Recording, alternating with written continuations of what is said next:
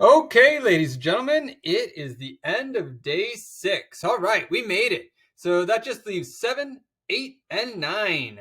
We're coming up to the end real quick here. So a couple of things. Today I had a couple good chats, live chats with some students, a couple good email exchanges, but a reminder that I can't help you if you don't tell me what you need help with.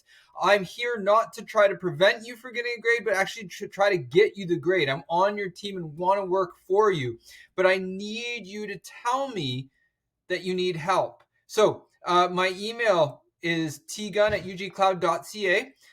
Between the hours of 9 and 3, you'll get an almost immediate response at max 4 minutes, 5 minutes. After, from 3 o'clock until the next morning when class starts, you might get a response, but it might be a little delayed depending on what time it is and what it is that I'm doing in the afternoon, whether it's bedtime, bath time, I'm cooking dinner, picking my daughter up from daycare. Any of those things might delay my response. And in some cases, you might not even hear from me until the next morning. But in this case, and don't get stuck, right? If you're kind of midway through your workday, don't get stuck. Just leave that whatever problem you have and then move on to the next problem. Just use the calendar on the side to move to the next problem. If you do email a different email, odds are I won't get it because those aren't monitored during the summer. And so it might be hours and hours before I actually look to it. Some things to think about before you kind of just plow forward. Make sure you're checking out your grades folder. There's some of you that have some anomalies in your grades, and I think it's just a matter of you submitting the incorrect files or maybe misunderstanding the assignment. But either way, if you check there and see anything out of order, you can hop back into your assignments folder or into the discussions and see what it is that you might have had a little hiccup on. And at worst case scenario, you can use the feedback I give you for each assignment to better your assignment. You're always welcome to kind of resubmit assignments throughout the course. However, the course does end Monday at 3 o'clock. There's no way that I can extend that.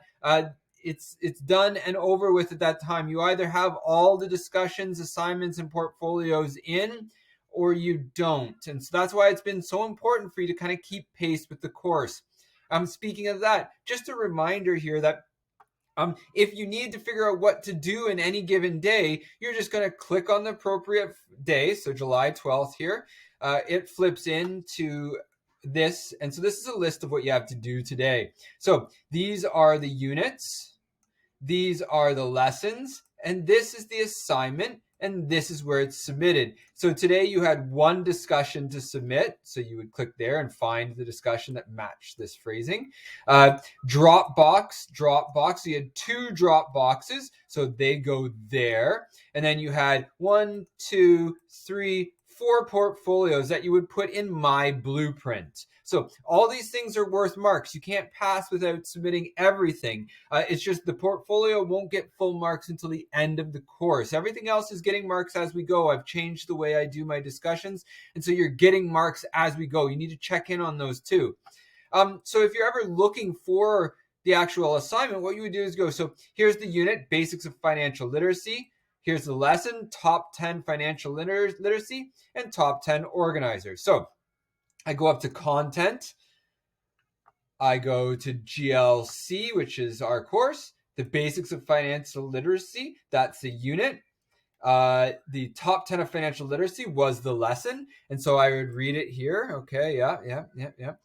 So add your items to the graphic organizer interactive below and take a screenshot of your work.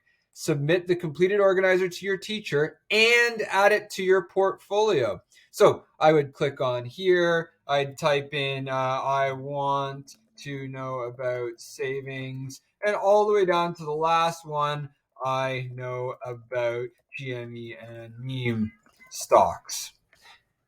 Then I would take a screenshot of it and I would put it in the appropriate folder. So I'd put it in My Blueprint because it says that, but I also have to put it in my actual assignments. So if I open this up and then I scroll down and I look and I see Top 10 of Financial Literacy right here. And so I would click in there and I'd put it in there. Coming back here, you'll also see that at this point, there's a checklist of all the things you should have in your portfolio at this point in time. It's probably pretty important for you to click on that. It pops up this checklist, and you want to make sure that all these things are in your portfolio, just so that when it comes to the end of the course, you get all the marks that you want to get. going back to the beginning here. If you do want to go back to prior days because you have missed them, you can just go back to any day in the calendar here. So let's say I missed Thursday.